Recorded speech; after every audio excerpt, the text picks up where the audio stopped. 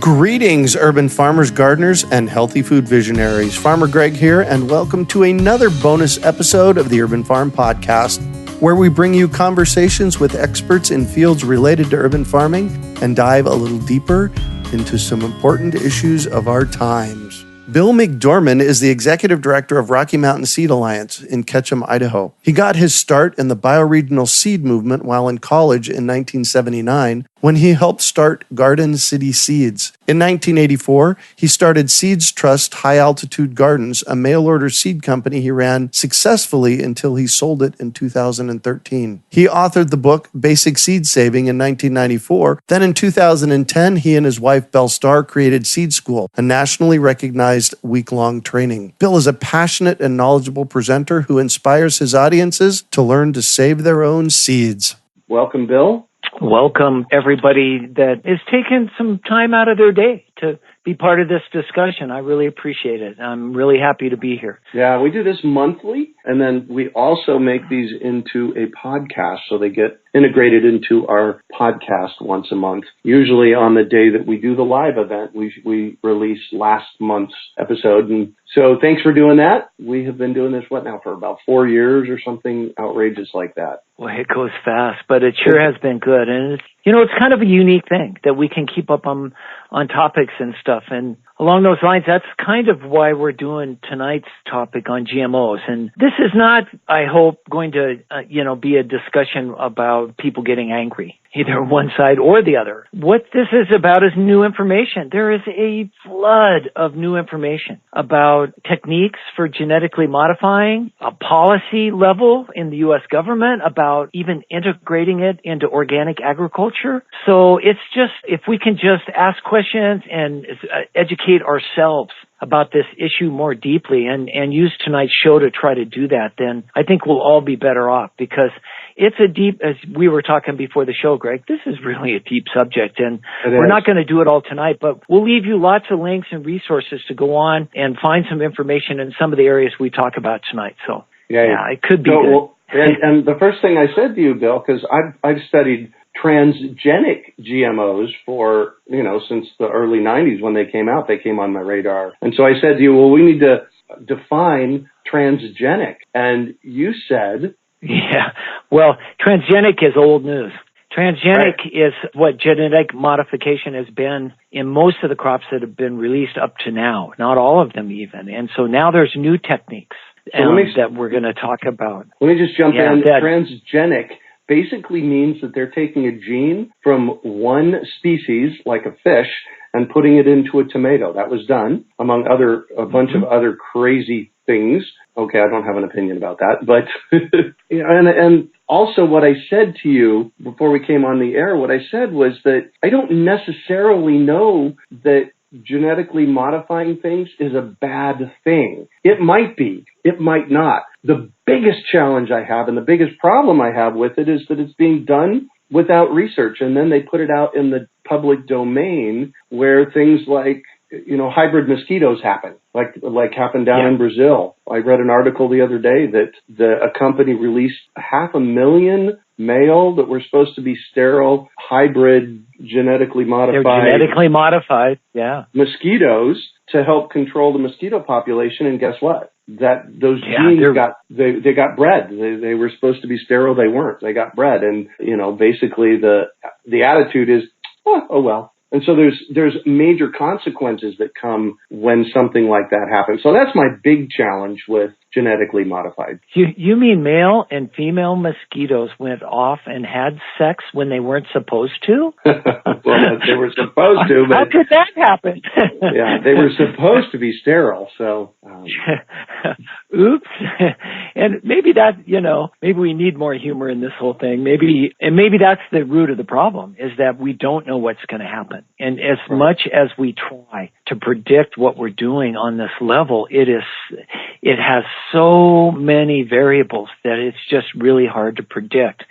And, you talk about research. I mean, I think there are a lot of people that would argue that the research is in, the science is in, right? They're safe. We know what we're doing. That 99.9% of all scientists that have done peer-reviewed papers say that eating genetically modified food is okay, the ones that have studied it, and that the techniques themselves are safe. Yeah, I read that all the time. But the problem with that, and I just wanted to give a little context to it because, unless you're into reading your own peer-reviewed papers, we've got to take the word of other people that do that sort of summarize this information. But I had occasion this last fall to hear the dean of the School of Agriculture at the University of Arizona in Tucson. And I asked him a very specific question about the research being done at the University of Arizona. And one could argue that all of it in and around agriculture has something to do now with biotech, with genetic modification or gene editing on some level. And not all of it, but a lot of it is. And so I asked him how much of his budget, the entire research budget at the University of Arizona in the Ag Department, is discretionary. In other words, how much do they get to decide at the university what they're going to study, what they're going to use it for? And he thought for a minute, this was at a public forum, and he said, my guess is, I might get corrected later, but my guess is around 4%. So what that means, if you think about it, is that 96% of the research in agriculture at the University of Arizona is determined by the people who donate the money to have the research done. And you can look through the list. It's the Gates Foundation, it's companies and foundations, primarily, I could be getting out here a bit, but primarily support biotech and its promises. And so can you imagine being a student at the University of Arizona and say, hey, whoa, we need to slow this down. I want to do a study that might prove that, say, these mosquitoes will get out and start breeding. I know that goes against everything else we're doing here, but I think it's scientifically possible. Can I get money to do that research? His paper proves that what they're doing with 96% of the other money is wrong. Think about how well that would fly, right? I mean, to lose 96% of your other funding. And so if you'll just take that picture and double click and expand it to the whole United States, we have all the peer-reviewed papers. We have all this research in science. But guess what, folks? It may not be objective. It may be 96 or more % funded by the people who will benefit from a certain outcome. And that's my only question about it now is I don't think we have enough information about all of this to proceed at the speed at which we're proceeding. So that's sort of my introductory, why I'm cautious personally about all of this. So the other part that you went into after I said, well, what about transgenic? And you said, well, that's old news. You went into, well, what's next? So what are you finding that is next?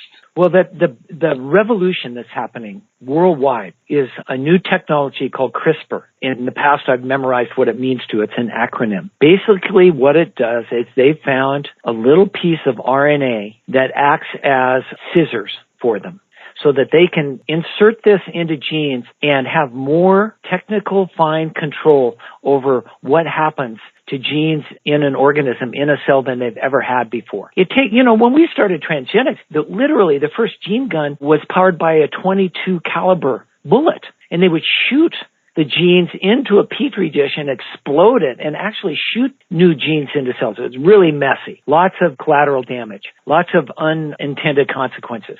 Then they found out that they could actually send new genes in on a virus, and that was really good for a while. And then they had a zinc nuclease. They found a way to do it. And in each of these steps, it got cheaper, got easier, but it was still a hugely complicated laboratory procedure. Now with CRISPR, they say $35 worth of time and energy in a laboratory with these new techniques, and anybody can start to do genetic modification on some levels. And the easiest level of that, as I was talking about, isn't to bring new genes in, but just to snip and take out or turn off genes, in a sense, that are in a cell, that are operational. And so instead of calling it GMOs, genetic modification, the new buzzword, and you may have heard this, is gene editing. And I just read today where the first gene editing would be like you had a word processor and you could go in and change dots and commas in a word here and there. Now they can do whole paragraphs. just recently they've had some breakthroughs. This is starting to change in real time.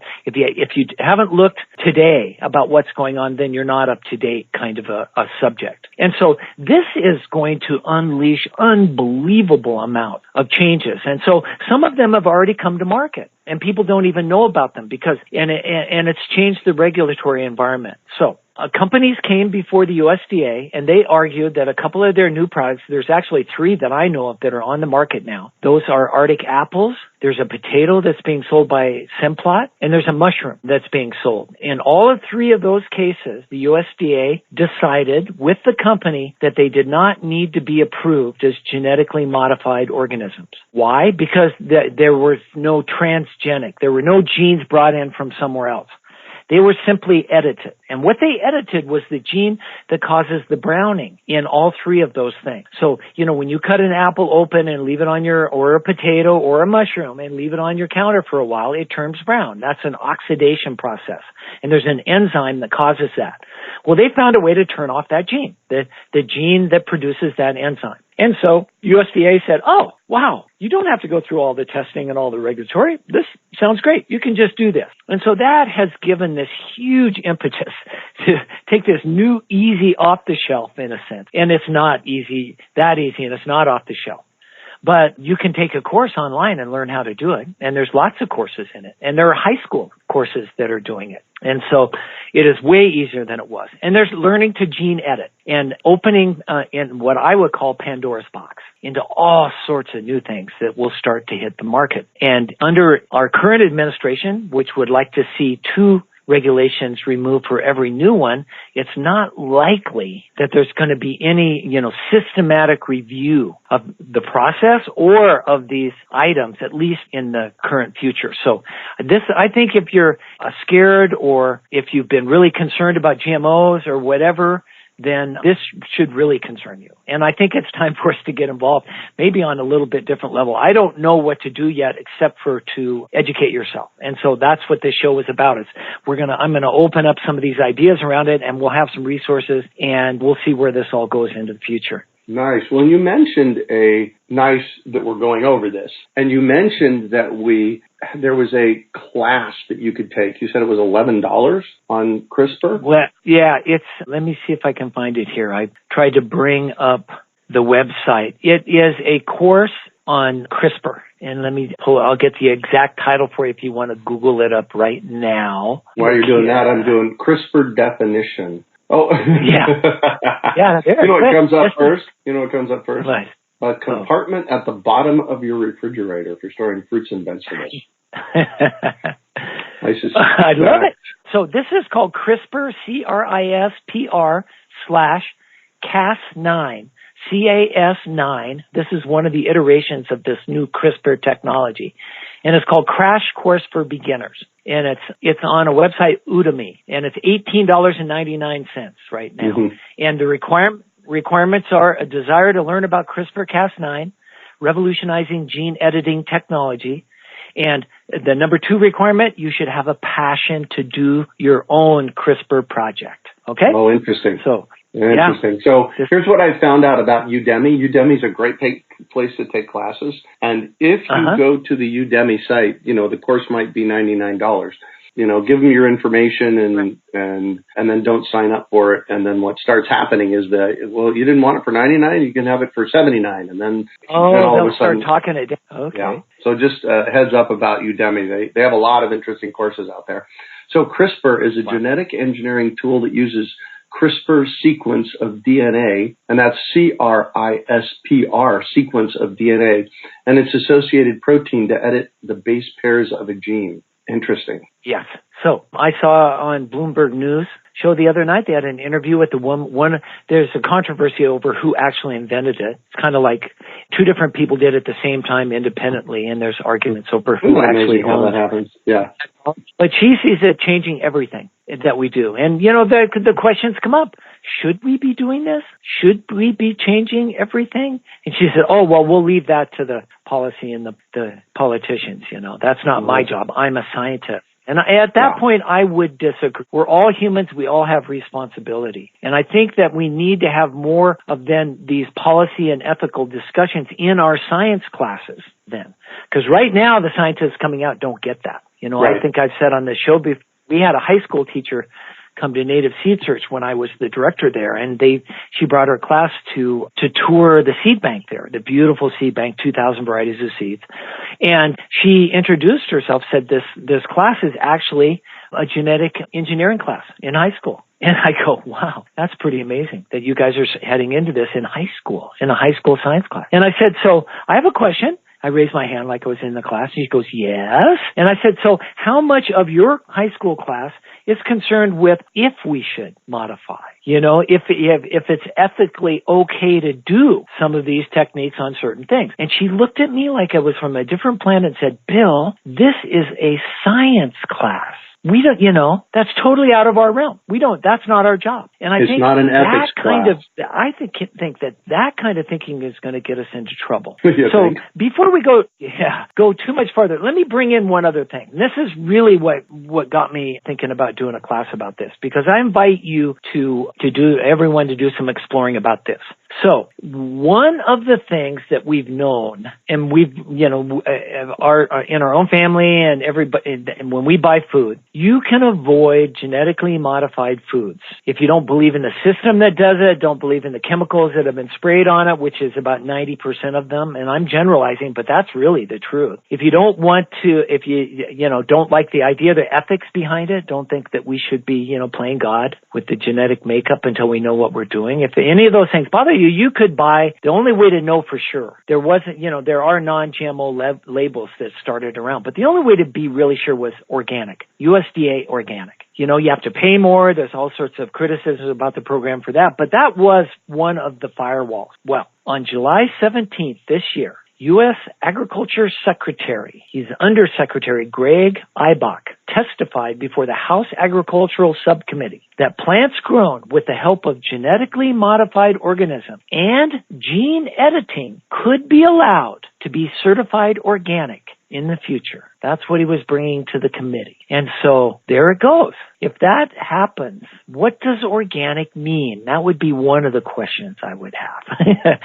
If it doesn't mean, non-GMO. And so this is kicking off a national debate. And if you're immediately feel threatened about that, the way I was in some ways, you can go to the Cornucopia website, Cornucopia Institute, great, environmental think tank that's been around for a long time, almost my whole productive life. And they've done some really great projects. They have started a petition that's going planetary to keep, it says, no genetic engineering in organic. And so you can sign your name right away. You can sign up and see how you can help with a reaction to that before it even gets started. Because as I said before, with this current administration, I don't think this is a far-fetched idea for these guys. As organic becomes an $80 billion a year industry, money talks now. They're arguing that consumers deserve to have what they want, and what they want are apples that don't brown and onions that don't make you cry. Two of the things they're talking about with gene editing. So, well, that's very interesting about the onions. Hadn't heard that.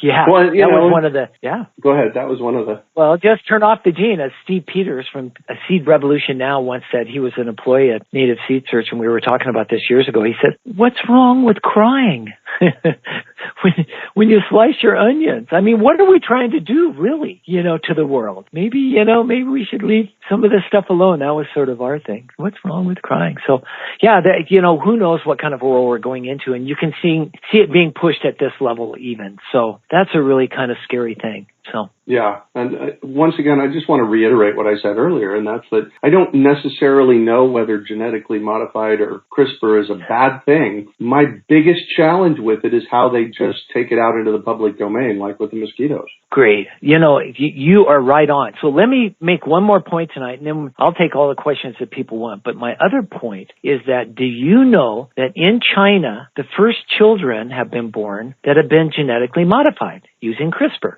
genetically modified humans, gene edited. Wow. Did you know that, Craig? I did not know that. And the scientist is thinking about doing it again and said, yeah, I'd do it again. And what he was trying to genetically modify them for, he tried to turn off the gene that allows HIV to live in a body. So it was for a good idea. It's possible, he says, probable. In fact, he set out to prove it, that all humans born from now on could be gene edited and not have HIV. And that's just the start of their whole disease thing. Wow, really great idea. Well, about 6 months later, and I will have links to these articles in both Science and in Nature, two pretty substantially accepted scientific journals worldwide that talk about this, because they're writing stories about it now. But about 6 months later, somebody did some research and started looking into what was going on, and says that it is really possible that not only did he modify them to be resistant to HIV by turning off this gene, but that causes other things to happen. Oops, that he didn't think about that are probably going to happen. And the number one of them being it enhanced their brain. In other words, they're going to be smarter, probably. Oh, and that's what the Nature article. So now this is in motion. So if you think this stuff is in the future, if you have problems with a lack of regulation, can we regulate it? Now, a scientist in Russia just a couple of months ago announced he's starting into this. I'm going to start doing this. If there's a guy in China doing it, I know I'll be safe. I'm going to be even safer than him. I'll be transparent or whatever. But I think we need to start doing this right now. And then just last week, an article came out about DARPA. DARPA is the U.S. military research arm that does all sorts. They're the people that actually invented the internet to begin with, the basic ideas of it. Uh-huh. You know, and that was an idea around design a communication system that could survive a nuclear war. That was their design criteria. So you could bomb any part of it, and the information going around it in a neural network could still be passed around. Well, that's what the modern internet is. That's where that idea came from. Well, now what DARPA wants to do, they've been reading the news. They read the same article you did about Brazil and releasing genetically modified mosquitoes, and they read about China and genetically and gene editing, we'll call it, human babies, embryos.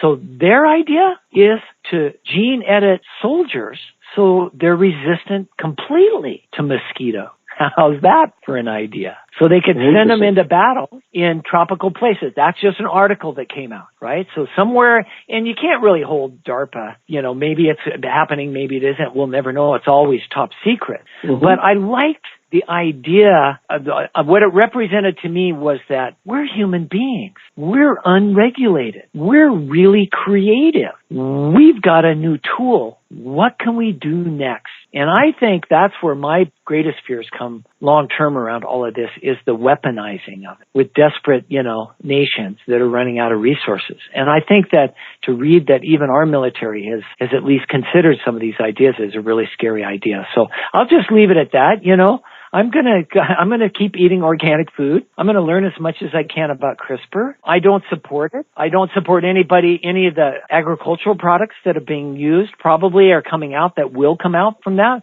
simply because of another reason. And we're going to talk about this on one of the other shows is about patenting. They're owned. Nobody's going to do this kind of research and spend the money unless they own the outcome. Right. And I just don't believe that seeds and agricultural, you know, reproduction should be owned by anybody. I think it just keeps us from getting down the road to where we really need to be, which is with everybody getting involved so that we can create a really resilient system. So anytime you close that off, and all of these things are that way. So just on a systemic level, I just don't support the whole idea of it. It's largely for industrial agriculture. It's largely for commodities. Largely supports chemical companies. And for those reasons, I don't support it. But inside of all of that, I'm just fascinated as to how fast the news is moving these days. And all this stuff happening, you know, so. Yeah, exactly. Wow. Well, that's more information than I knew. There was a lot of data there that is like, wow, okay.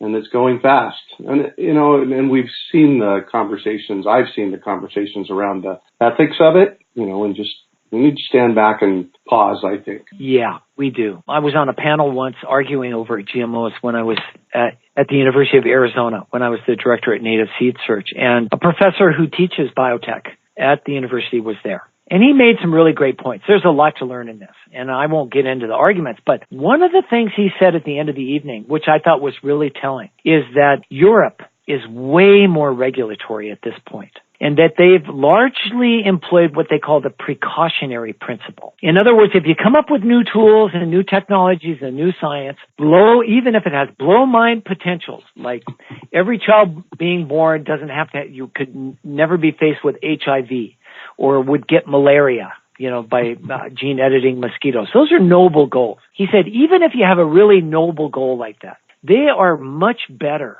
at being cautious at first in their regulatory system and rolling these things out slower so that we make sure that there's no unintended consequences. He just said that Europe is much better at that than we are in this country. And I would agree. We do not have a regulatory regimen set up in this country to be playing with this kind of fire at this time. I just don't believe that. And I'd entertain questions or somebody wants to argue that. At some point. And we're not about arguing, we're about educating. So I just looked up the precautionary principle, the definition. This is something that really needs to be brought to light, so I'm glad you brought it up. It's the principle that the introduction of a new product or process whose ultimate effects are disputed or unknown should be resisted. It has mainly been used to prohibit the importation of genetically modified organisms in food. So there you go. Yeah, because we don't know, we don't know what the results are going to be. We have some really great geneticists. I mean, Dr. Carol Deppe, I bring up on this show a lot, who taught genetics at Harvard for 25 years and then wrote a really great book for us seed savers called How to Breed Your Own Backyard Garden Vegetables. And Paul Stamets is another person that, has gained a lot of notoriety with his work in mushrooms. Very smart man. Alan Capular, another geneticist now. He was a nuclear physicist, but he's been a plant breeder his whole productive life. And they all kind of come around one thing, is that we just don't know enough about genes and DNA yet on a really basic level to say that even gene editing is safe. It may be that turning off a gene could have vast consequences that we haven't thought about. That everything changes whenever you change any gene in a plant. And I know Dr. Deppe talks about this with flavor. That, she's really kind of tuning her work into trying to breed vegetables that taste really good in her backyard. And, I've heard her say that you tweak even one thing. Say it's for cold tolerance or heat tolerance, or, you're selecting things out of your yard, out of your garden so that it will work better there. But every time you change the genetic structure, even a little, you're changing flavor and flavors throughout the whole plant. So that's an unintended consequence. And I just don't see that kind of thinking being applied, to some of this stuff yet. So, being addressed yet. Yeah, it's really interesting. Oh, well, there you have it. So we do have some questions. None of them have to do with the conversation of this evening. So that's okay. Maybe we planted some seeds for that. There you go, for next month. By the way, everybody, we do this once a month, usually the third or fourth Tuesday of the month, where Bill and I get together and just chat about what's going on in seeds. Elizabeth from Woodland, California says, why do you recommend pulling off the stamen the night before you pollinate the plant? Why can't you just do it at the same time, like early morning? What are your thoughts on that? Because I don't know that you recommend pulling off the stamen the night before, so maybe it's somebody else that does that. Let me give Elizabeth just a little bit of context so that, and maybe she can answer the question herself.